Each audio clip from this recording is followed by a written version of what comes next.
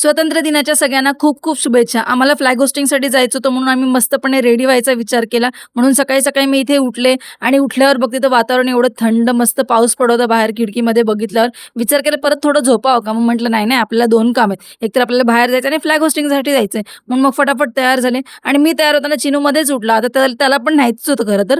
पण तो उठला वेळेवर. आई तर स्वतःहून पहिलेच तयार झाल्या होत्या आणि आईने मग चिनूला पण रेडी केलं. मस्त आम्ही फोटो, व्हिडिओ वगैरे काढले.